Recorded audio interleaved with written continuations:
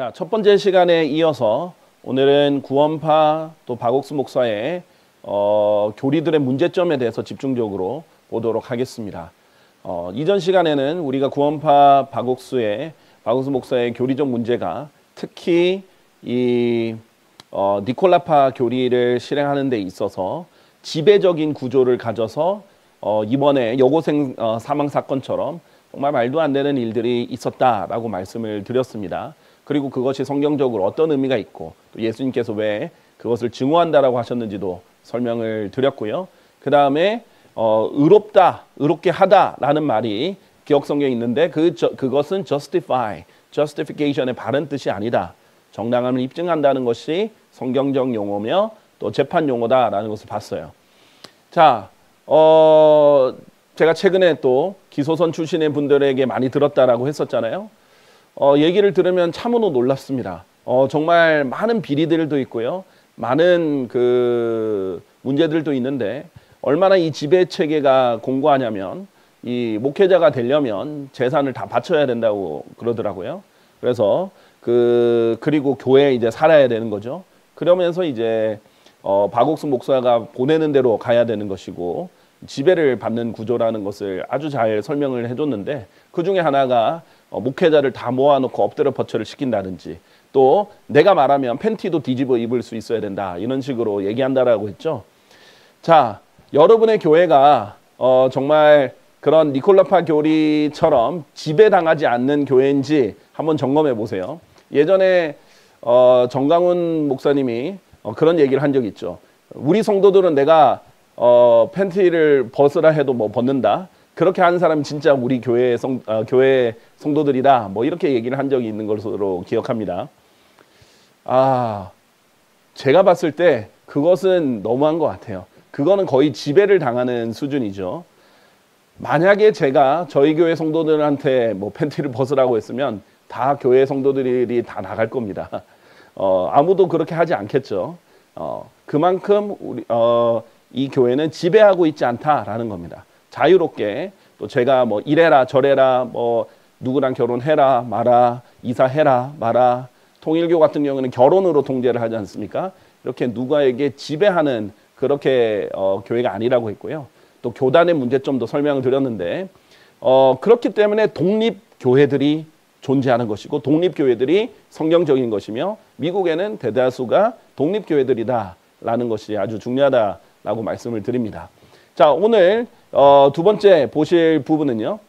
제3 거듭남의 비밀 이 부분을 이 구원파에서 굉장히 오랫동안 써먹었던 말들입니다.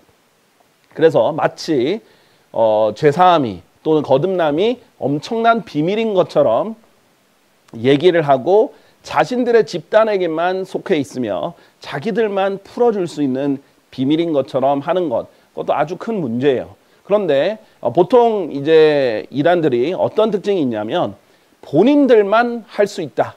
본인들에게 속해야만 한다. 본인들에게만 있는 것이다. 이런 것을 이제 많이 강조를 하는데 이렇게 해서 우리가 그 비밀을 몰래 알려준다. 이런 개념으로 이제 사람들을 끌어들이는 거죠. 그런데 죄사함은 절대 비밀이 아닙니다.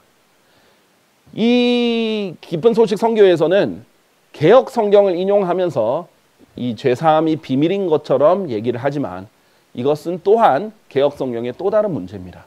성경에서는 절대 이 복음과 관련해서 비밀이라고 말하지 않았어요. 그런데 개역 성경에는 비밀이라고 돼 있어요. 여러분 생각해서 비밀은 뭐예요? 절대 말해서는 안 되는 거예요. 함구해야 되는 것이고 알려지면 안 되는 것입니다. 자, 그런데 복음은 우리가 널리 알려야 되는 거예요. 개역 성경에서 이렇게 말합니다. 아까 전에 봤던 디모데전서 3장 16절인데 개역 성경에서는 크도다 경건의 비밀이여라고 말합니다. 경건의 비밀 무엇인가? 그렇지 않다고 하느니 없도다. 그는 육신으로 나타난 바 되시고 영으로 의롭다 하심을 받으시고 천사들에게 보이시고 만국에서 전파되시고 세상에서 믿음 받으시고 영광 가운데서 올려주셨느니라. 이게 예수님에 관한 내용이라고 했죠. 이건 성육신이어야 되는데 성육신에 관한 내용인데 이게 하나님이어야 되는데 그로 바뀌었다는 것도 지난 시간에 설명을 드렸고요. 자, 그런데 그리고 영으로 의롭다 하심을 받으신 게 아니에요. 예수님은 의롭게 되신 게 아니라 원래부터 의로우신데 그분의 사역에 있어서 그분의 특히 십자가 대속 사역에 있어서 정당함을 입증받은 거라고 말씀을 드렸습니다. 자, 이것은 복음과 관련 있는 내용이에요. 이것은 절대 비밀이 아닙니다. 우리가 다들 쉬쉬하면서 성육신은 너만 알아. 이렇게 할 내용이 아니에요. 성육신은 예수님께서 이렇게 되신 것 너만 알아. 이런 내용이 아니에요. 그런데 안타깝게도 개역성경이 비밀, 시크릿으로 만들어버렸어요. 그런데 사실 이 부분은 우리 킹제임스 성경에서 이 시크릿이라고 돼 있는 게 아니라 미스터리라고 돼 있습니다. 미스터리는 말 그대로 너무 신비로워서 이해하기가 힘들지만 이것은 너무나 놀라운 일이다라는 표현이지, 그래서 정말 믿기지 않을 정도로 놀라운 일이다. 우리 7대 불가사의 할 때도 미스테리라고 하거든요. 정말 놀라운 일이다라는 표현일 뿐이지 비밀이라는 뜻이 절대 아닙니다. 신비로운 것이지 비밀스러운 것이 아니에요. 그래서 이것은 알려야 되는 내용이다라는 거예요. 그래서 개역성경에서 이것을 비밀이라고 했기 때문에 자연스럽게 이 구원파에서 이것을 비밀로 삼아서 사람들에게 비밀을 알려줄 테니까 오라. 항상 꼭 그 교회 집회에 가야 됩니다. 개인적으로 복음을 전하는 게 아니라 사람을 끌어들여요. 그렇게 하는 전도법, 잘못된 부분이죠. 그래서 성경에서는 정확하게 킹제임스 성경에서 이렇게 말하죠. 경건의 신비는 논란의 여지 없이 위대하도다. 하나님께서는 육체로 명백하게 나타나셨고 성령 안에서 정당함을 입증받으셨으며 등등. 이 내용은 신비로운 내용이지, 그리고 우리가 전파해야 되는 내용이지 비밀이 아니다라는 거예요. 항상 하나님의 진리를, 하나님께서 모든 사람에게 값없이 주신 진리와 하나님의 말씀을 마치 자기들에게만 속해 있다. 이것은 모든 사이비들의 공통된 특징이에요. 로마 가톨릭이 거의 최초입니다. 그래서 시초입니다. 그래서 로마 가톨릭은 우리 교황에만 해석의 열쇠가 있다. 그래서 교황청의 마크를 보면 열쇠가 2개가 있거든요. 그래가지고 하나님의 왕국과 하늘의 왕국을 열 수 있는 열쇠도 우리에게 있고 해석의 열쇠도 우리에게 있다. 이렇게 주장을 합니다. 그리고 그 외에도 많은 사이비들이 자기들만 해석을 해줄 수 있다. 이만희 신천지 같은 경우는 이만희 교주만 이기는 자로서 이런 것들을 알려줄 수 있다. 이런 식으로 얘기를 하는 거죠. 그렇지 않습니다. 하나님은 처음부터 줄 때부터 공개적으로 주셨고 우리에게 널리 알리도록 하셨습니다. 자, 그럼 비밀성, 은폐성, 폐쇄성, 이것과 공개성, 이것은 이단이냐 아니냐, 어떤 사입이냐 아니냐를 결정하는 기준이 되기도 하죠. 그래서 에베소서 6장 19절에서는 바울이 이렇게 말합니다. 그리고 나를 위해서는 말하는 능력이 나에게 주어지도록 기도하라. 이는 내가 담대히 나의 입을 열 수 있게 하려 하며 복음의 신비가 알려지게 하려 함이라. 열심히 알려야 되는 겁니다. 절대 복음의 비밀이 아니에요. 그래서 이런 부분들 일단은 성경 자체의 문제이기도 했던 겁니다. 자, 좀 더 나아가서요. 이 구원론과 관련해서 치명적인 오류가 이것입니다. 복음은 깨달아져야 한다. 깨닫는 구원을 굉장히 강조를 해요. 그리고 그러니까 수동적이죠. 매우 수동적이에요. 복음을 능동적으로 믿는 것이 아니라 수동적으로 깨달아져야 한다는 것이고, 구원은 믿어지는 것이다. 그러니까 자기가 믿는 게 아니라 믿어져야 한다. 하나님이 믿게 만드신다 이거예요. 그러면 나는 믿어진다 이렇게 말하는 건데, 이 또한 아주 치명적인 이제 문제, 수동적인 구원. 그래서 깨달아지게 하기 위해서 꼭 그 자기 교회로 데려가서 많은 영상들이나 자료들을 통해서 몇 날 며칠을 깨달아질 때까지 이렇게 보여주는 거예요. 자, 그런데 그게 아닙니다. 성경에서 이제 이것은 understanding이 있는데, understanding은 그냥 이해하는 거예요. 당연히 내용은 이해해야죠. 근데 그거는 이거는 수동적인 것이 아니에요. 하나님께서 이해하기 쉽게 미리 설명해 놓고 또 전달하게 하셨고, 그것을 우리가 능동적으로 믿는 것입니다. 자, 그런데 이 문제는요, 이 구원파의 문제는 그냥 갑자기 생긴 게 아니에요. 이 교리는 안타깝게도 칼빈의 구원론 때문에 일어난 겁니다. 칼빈이 이렇게 주장을 한 거예요. 칼빈은요, 믿음은 하나님의 불가항력적인 은혜다. 무슨 말이냐? 하나님이 불가항력적으로 절대 거부할 수 없게, 저항할 수 없게 주어지는 은혜가 믿음이다. 이렇게 했어요. 자, 다시 말하면 하나님이 저항할 수 없게 주셔서 수동적으로 믿는 거다라는 거예요. 그리고 인간은 스스로 믿을 수 있는 의지가 없다. 또는 의지가 완전히 타락해서 인간은 스스로 믿을 수 없다. 이렇게 말해버리는 거예요.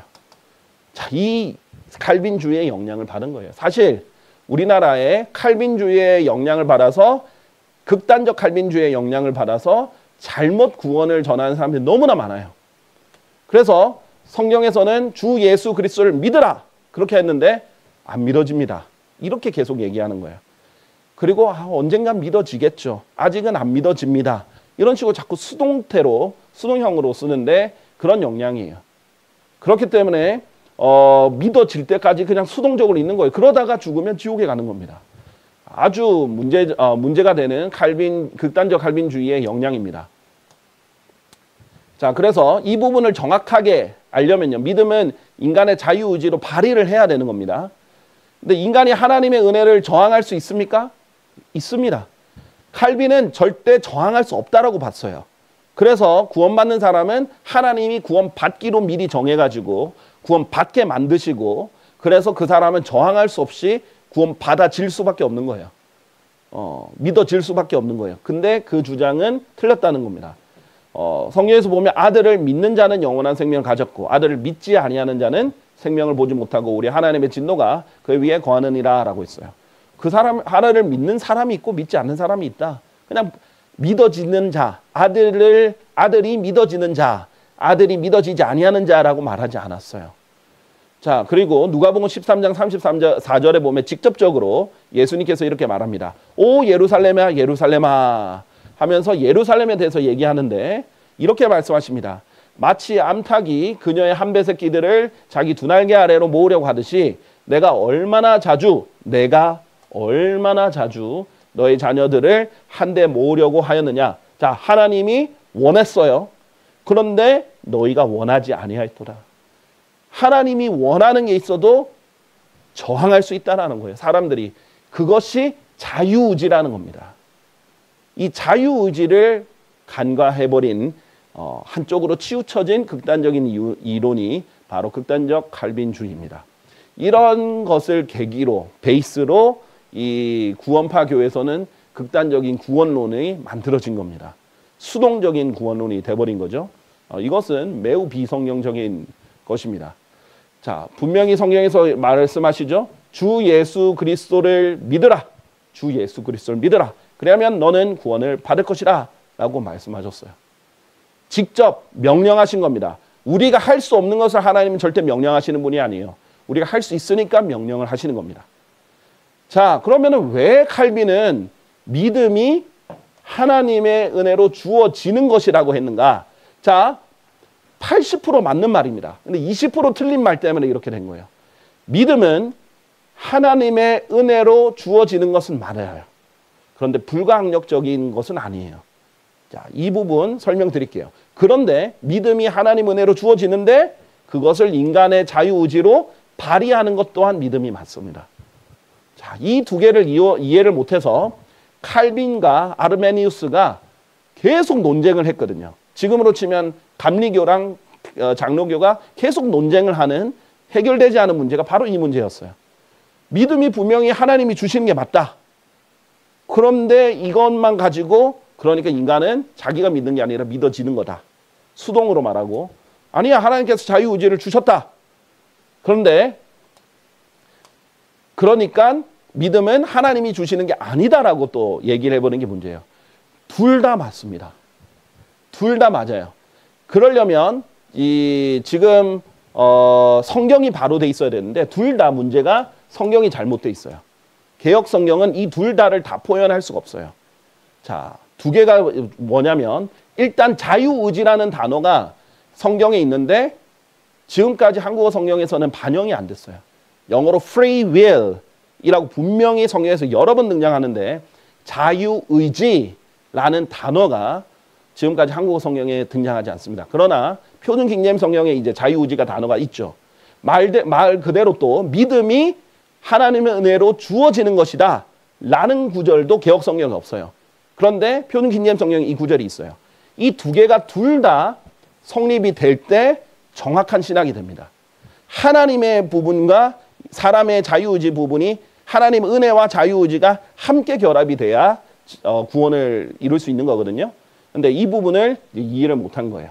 그 표현을 이해하기 위해서는 예수 그리스도의 믿음이란 단어도 이해가 돼야 됩니다. 이 부분을 우리가 계속 다룰 건데 오늘 예수 그리스도의 믿음 그리고 믿음이 왔다.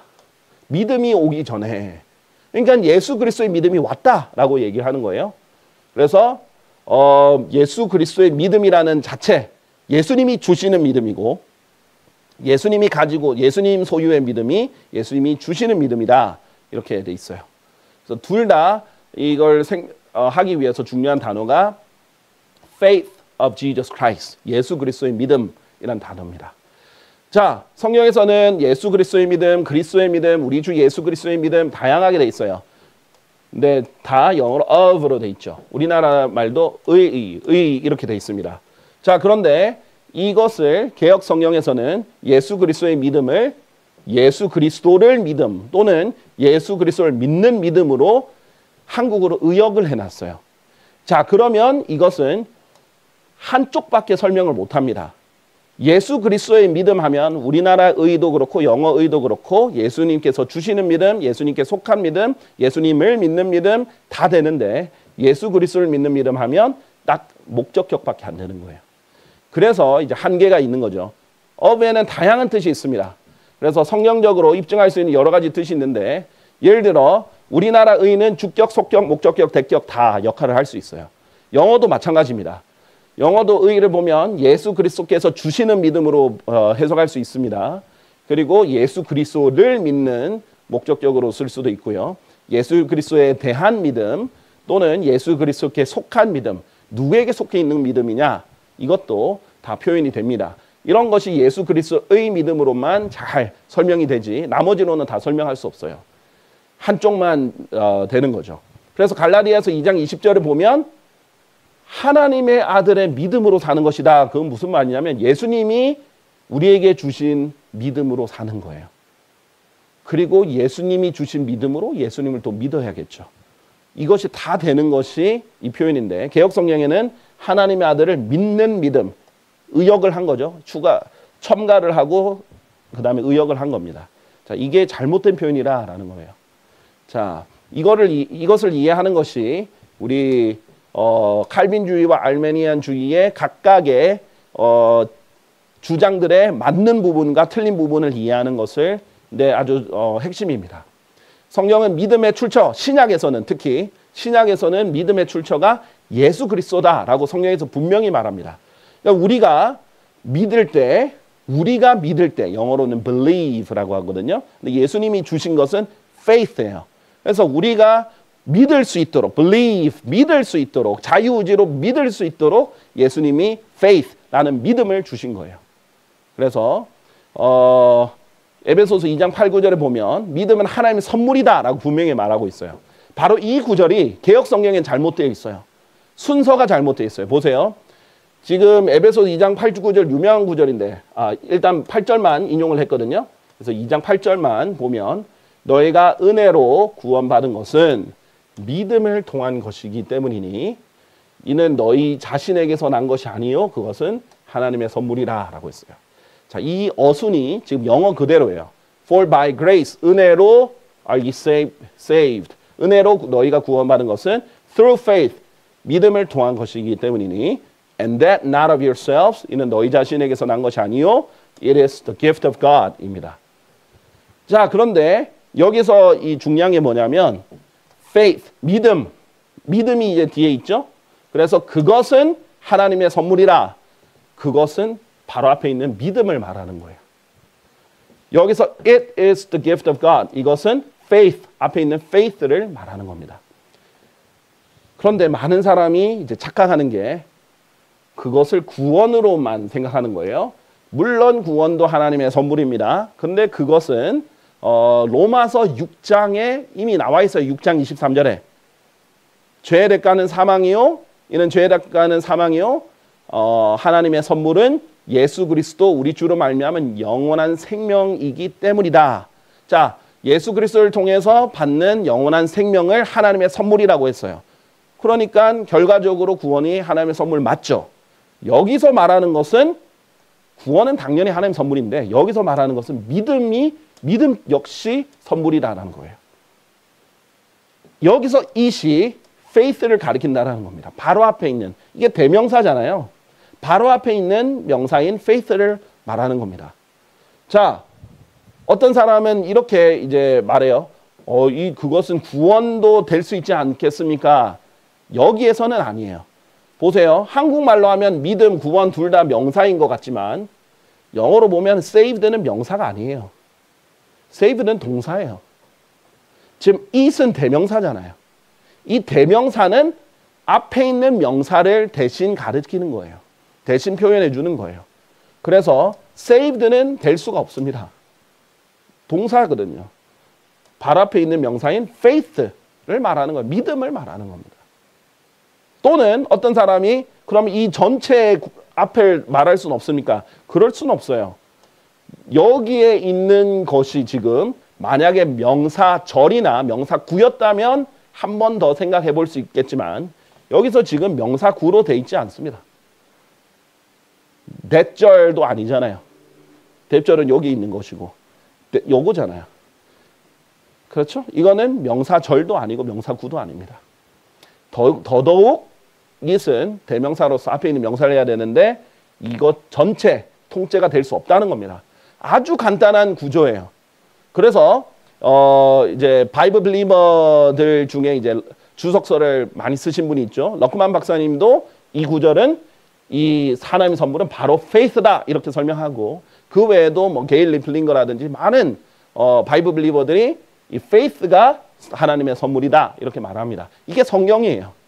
자, 그런데 지금까지 그 한국어 성경에는 어떻게 됐냐면 이게 어순이 거꾸로 돼 있었죠. 그래서 영어랑 거꾸로 돼 있으니까 너희가 믿음으로 말미암아 은혜로 구원받았으니 그러니까 구원이 맨 뒤에 있잖아요. 그러니까 그것은 하나님의 선물이라 하니까 구원으로 착각을 하는 거예요. 여기서 말하고자 하는 거는 믿음이 선물이라는 겁니다. 자, 믿음은 분명히 하나님의 선물이에요. 우리가 하나님의 선물인 믿음을 받았기 때문에 또 믿을 수 있는 것입니다. 그래서 디모데전서 3장 13절에는 그리스도 예수 안에 믿음이 있다라고 말했어요. Great boldness in the faith which is in Christ Jesus. 그리스도 예수 안에 있는 믿음. 분명히 말했어요. 예수님 안에 faith, 믿음이 있는데 그렇기 때문에 우리 성령의 열매 중에 하나인 믿음 또한 우리에게서 나온 게 아니라 우리 안에 계신 성령님의 역사로 나오는 열매다라는 거예요.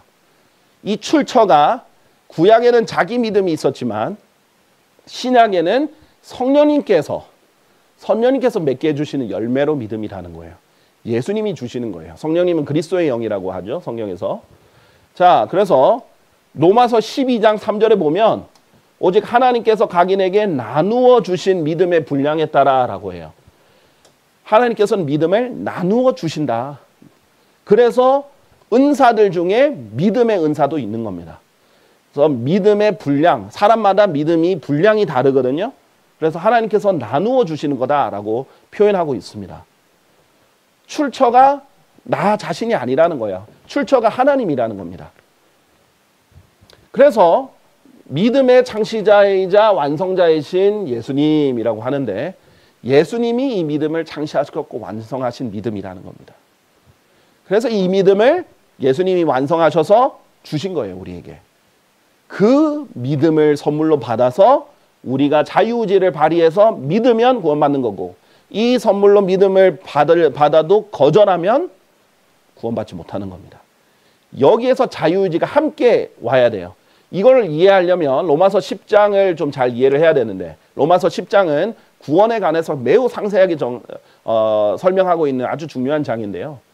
이렇게 말합니다. 믿음에서 나오는 의. 이 믿음이 예수님이 주신 선물이고요.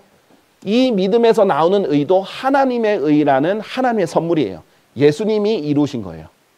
그래서 믿음도 예수님이 이루셨고 의도 예수님이 이루셔서 우리에게 선물로 주시는 건데, 너의 마음속에 말하기를 누가 하늘 속으로 올라갈 것인가 하지 말라. 그것은 그리스도를 위로부터 끌어내리려는 것이라. 왜냐하면 하나님의 의는 예수 그리스도거든요. 혹은 누가 깊은 속으로 내려갈 것인가 하지 말라. 그것은 그리스도를 죽은 자들로부터 다시 끌어내리려는 것이라. 왜냐하면 하나님의 의는 그리스도니까. 그렇게 하지 말라는 거예요. 왜? 그러나 그것이 무엇을 말하냐? 말씀이 너에게 가까이 있으니 바로 너의 입 안에 있으며 너의 마음 속에 있도다 하니 곧 우리가 선포하는 믿음의 말씀이라는 거예요. 자, 우리가 복음을 선포해요. 자, 이렇게 선포하면 예수 그리스도를 믿을 수 있는 그 믿음, 예수님께서 선물로 주시는 그 믿음, 또 예수님이 창시하시고 완성하신 그 믿음을 선물로 주시는데, 어디로 주시는가? 저 위에 하늘로 주시는 것도 아니고 저 밑에 깊음에 주시는 것도 아니고 하나님께서는 입 안에 주신다 이거예요. 그리고 마음속에 주신다 이거예요.